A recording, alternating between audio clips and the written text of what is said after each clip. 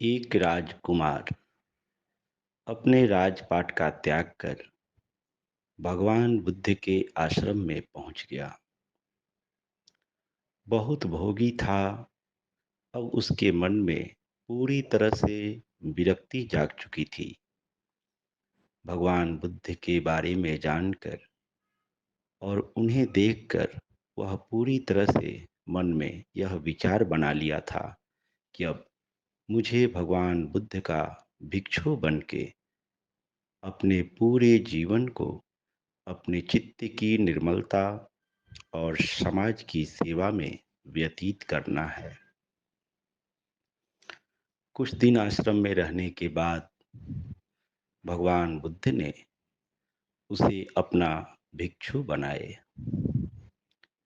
भिक्षु बनने के बाद दूसरे दिन अब उसे भिक्षा के लिए दूसरे के घरों में जाना था। भगवान बुद्ध ने सुबह सुबह उस राजकुमार को कहा कि अमुक घर में आज आप भिक्षा मांगने जाएं।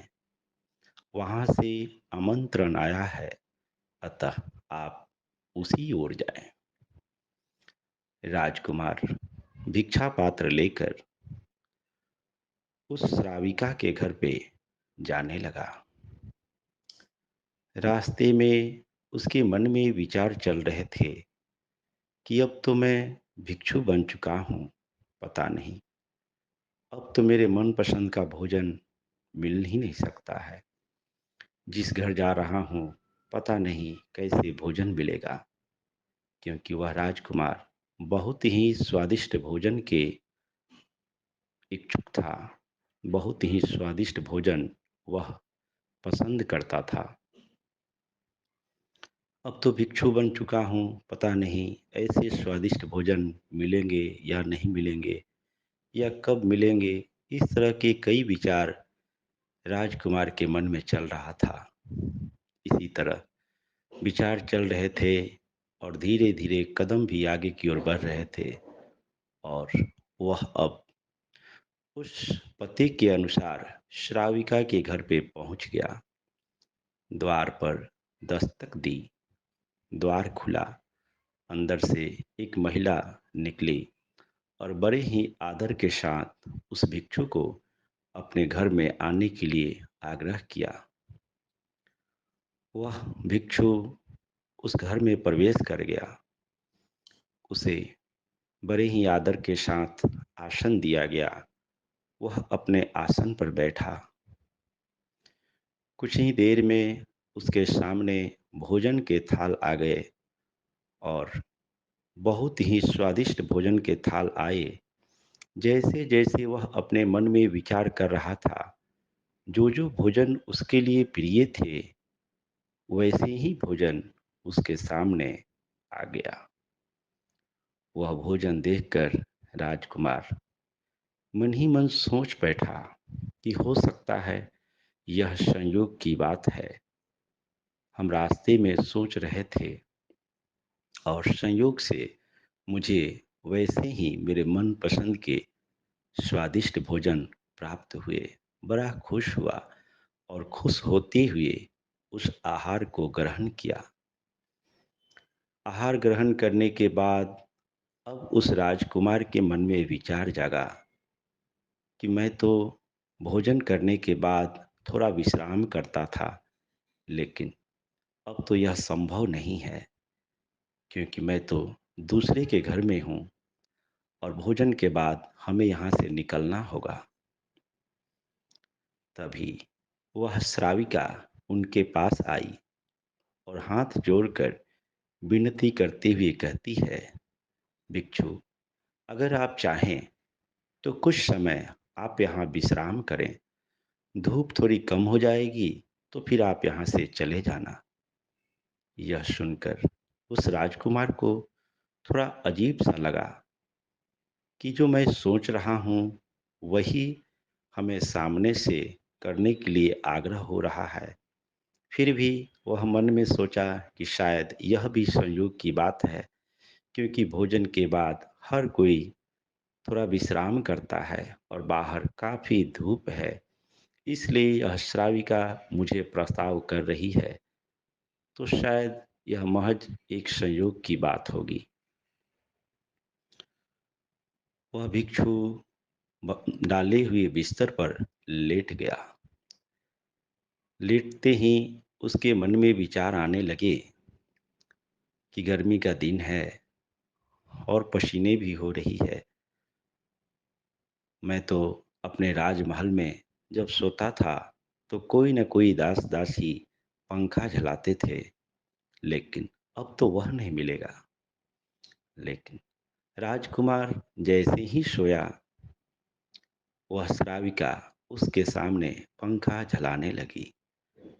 यह देखकर भी राजकुमार के मन में विचार जागा कि अजीब बात है, मैं ऐसा विचार कर रहा था और वैसे ही मेरे साथ हो रहा है।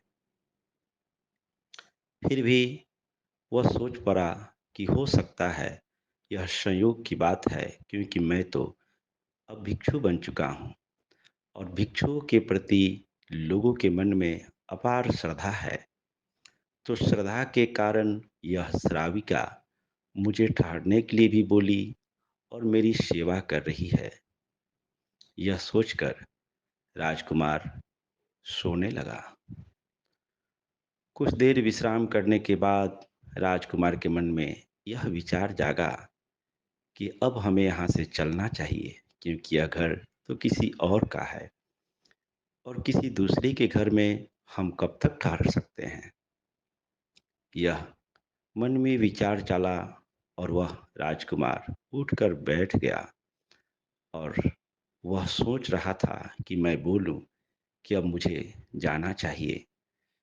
तभी वह श्राविका बोल पड़ी, भंते, इस घर को आप अपना घर समझें। आपके मन में जो विचार चल रहे हैं, वह आवश्यक नहीं है कि यह घर दूसरे का हो, तो आप ज़्यादा देर तक विश्राम नहीं कर सकते हैं। इस घर को आप अपना घर समझकर जब तक चाहें आप यहाँ ठहर सकते हैं। यह सुनते ही वह राजकुमार आश्चर्य से भर गया। उसे अब तक लग रहा था कि उसके साथ जो भी घट रहा है महज एक संयोग है, लेकिन अब तो उसे पूरी तरह से विश्वास हो गया कि मेरे मन में चल रहे विचारों को यह श्राविका पढ़ रही है।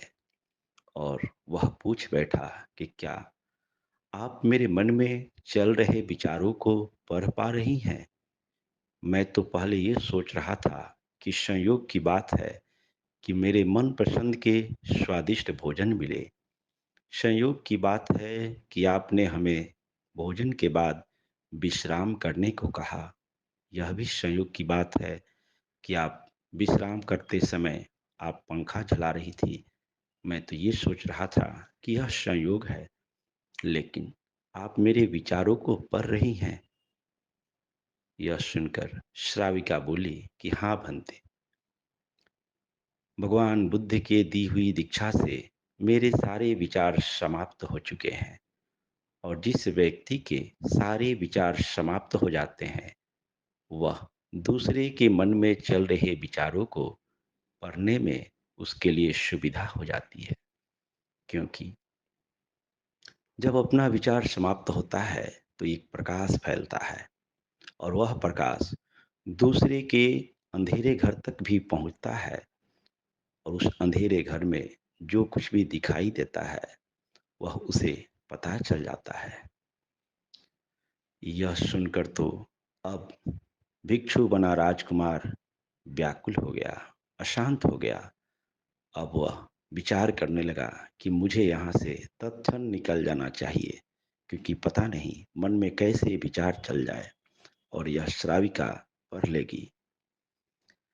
यह सोचकर उस श्राविका से विदा लेकर वहां से वह भगवान बुद्ध के आश्रम की ओर बढ़ गया। रास्ते में वह भयभीत था।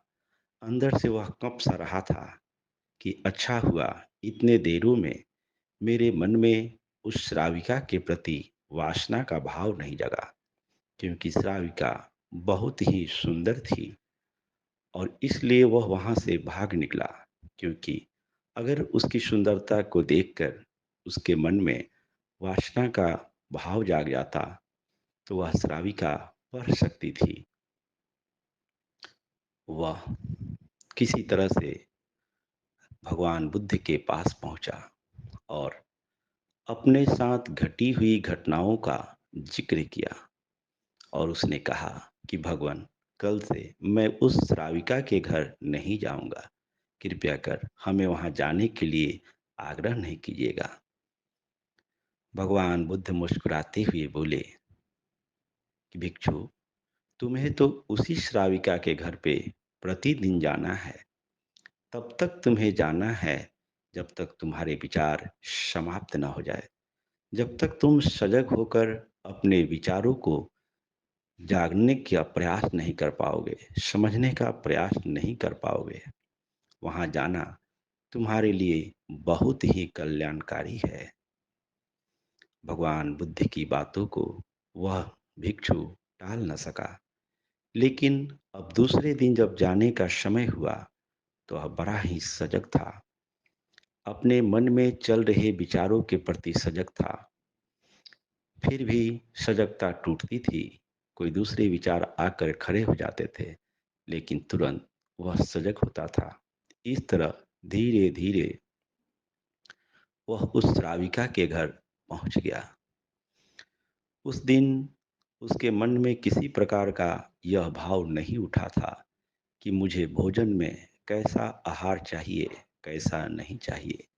जो मिला वह सजग भाव होकर उसे ग्रहण किया और फिर वहां से वह निकल पड़ा। आज उसके मन में विचार कुछ कम चल रहे थे। भगवान बुद्ध ने फिर उसके दूसरे दिन भी वहीं भेजने का आग्रह किए। इस तरह से 10-12 दिन बीतते बीतते उस भिक्षु बने राजकुमार के विचार बहुत कम होने लगे। अब वह तटस्थ होने लगा। इस तरह से महीना बीत गया और महीना बीतते बीतते राजकुमार पूरी तरह से शांत और निर्मल हो गया। अब उसके मन में जरा भी कोई विचार नहीं चलता था। वह तटस्थ होकर उस श्राविका के यहाँ जाता था और फिर वहां से जो उसे आहार मिलते थे वह ग्रहण करके अपने आश्रम में लौट आता था। इस तरह अब पूरी तरह से वह निर्विचार की अवस्था को प्राप्त कर लिया। निर्विचार की अवस्था को प्राप्त करने के बाद अब उसे अभ्यास करने की जरा भी जरूरत नहीं थी, क्योंकि अब वह पूरी तरह से जग चुका था।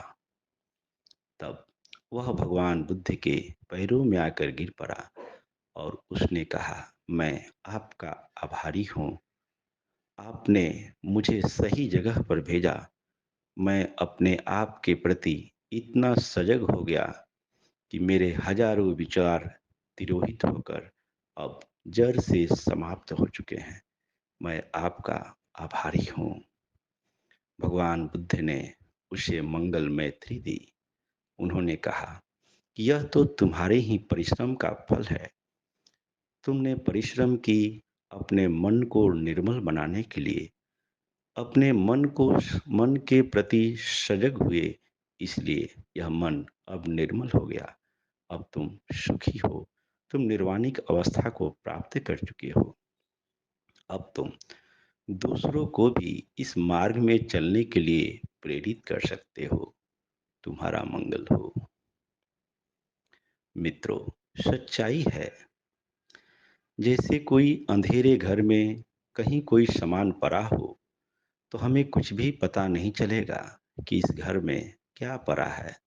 लेकिन उस घर में दीपक जल जाए तो उस पूरे घर में पड़ी हुई सामान हमें दिखाई देती है।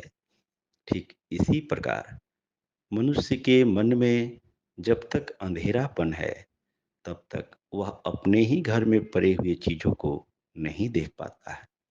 लेकिन उसमें उजाला हो जाए तो अपने मन में क्या क्या पड़े हैं वह दिखाई देने लगता है।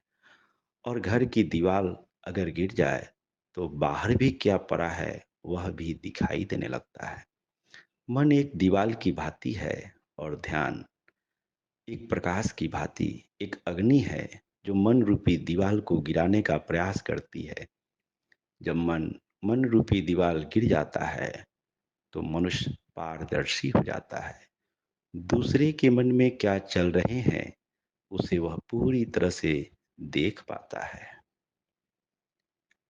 आप सबका मंगल हो, सबका कल्याण हो, सबका भला हो, सबकी स्वस्थी हो, सबकी मुक्ति हो,